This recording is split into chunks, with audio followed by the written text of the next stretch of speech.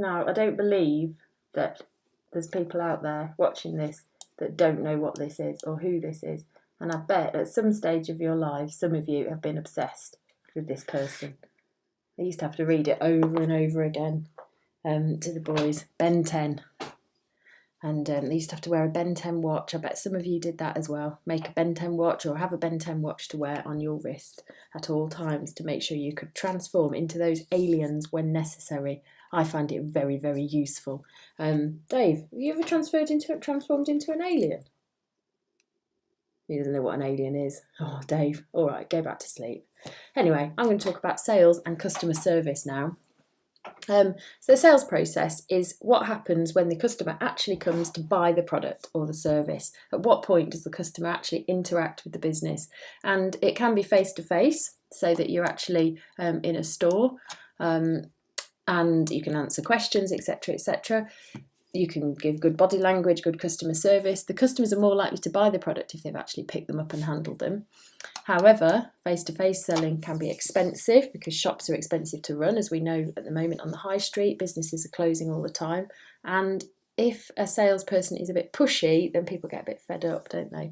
And say, oh, I don't like it in there, they're too pushy. Telesales is selling on the phone. I mean, you might have phoned mobile phone companies, and that's telesales. Your parents might talk to Sky or BT on the phone to get your broadband. And this is where you can get individual help. So you can get somebody, if I need anything doing with Tesco Mobile, for example, I just don't find the website very helpful. I phone them and they sort it out for me. Customers can negotiate. I know you've all got stories of how you've rung up Vodafone or whatever and said we're leaving, and then they give a better contract. But if somebody's working, you know what it's like when the phone rings at home and it's somebody selling PPI or double glazing. I don't even know if they do that anymore, but it's annoying, isn't it? And it costs a lot of money to pay staff to be sitting on the phone. The cheapest thing that a business can do in all of that is to use e-commerce, which is using the internet. And for customers, it's very quick. You can get lots of information. It's there all the time. You can look at other businesses. You can use it from home. You can contact businesses by email, and you can see, I mean, we can compare products all around the world, can't we, and get really good price comparisons. However, there's a lack of personal contact. I'm sure you've all had experiences with people at Amazon where there's just no customer service and no human interaction. If you've bought something on eBay, for example, and it's come from China and it's not really what you wanted, it's very hard to return it. You've got security issues online. If somebody, say for example, people who haven't got the access to the internet, elderly people who don't know how to use it, can't use it, and you haven't actually seen the goods in the flesh, have you? So you don't know what they're actually like. You've only seen pictures of them. Now, that's e-commerce. For customers, sorry, I'm clicking on the wrong thing, but for businesses, what are the benefits and disadvantages of online business and e-commerce? Well, the benefits are that you can reach customers all around the world, which obviously widens the target market. You can communicate on email, which is easy. You're open 24/7 for your customers. It's quite cheap to achieve a good look online on your website, although websites aren't necessarily completely free, especially if you want a selling website and you want to set up with credit cards and things like that. So it can reduce your operating costs overall if you're online rather than in bricks and mortar, as they call it. Now, disadvantages to businesses are that your customers, so if your target market is elderly people living in the middle of nowhere, they might not have access to that technology.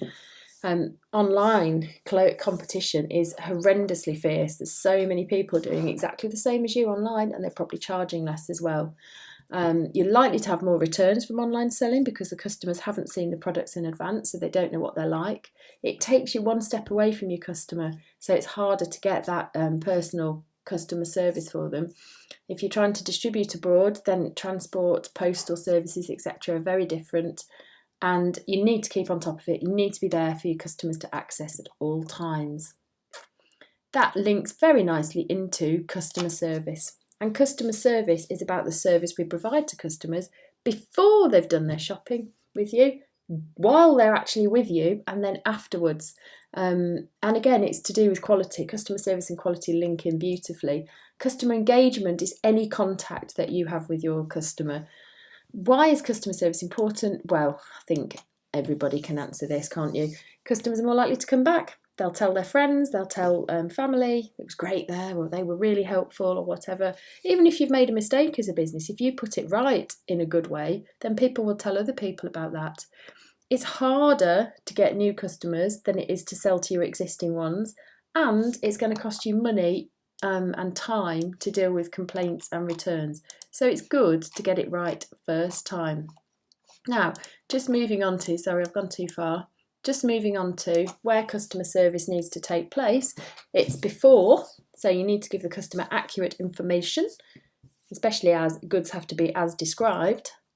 It's afterwards with support, a helpline, after sales, repairs, reliability of your products, your services. Again, that's linked to the law, isn't it? They have to be satisfactory quality as described and fit for purpose, as well as giving good customer service. And then during the purchase, you need polite, smart people who can give the customers what they require. So who have we got for you today? Well, this wolf would definitely not be a good creature to have. Mind you, I don't know actually. I mean, I think he looks worse than he is. He's got a lovely fluffy tail and he's ever so soft. Look at his tail. Looks more like a squirrel. Sorry, wolf. I don't know if he'd put anybody off. Yeah, he's quite good though, isn't he? Don't know. Meant to terrorise young toddlers, I think. Anyway, I'll say bye for now, wolf. Okay. Bye now. He's saying bye to everybody. See you. Oh, I've got to remember to press stop, haven't I?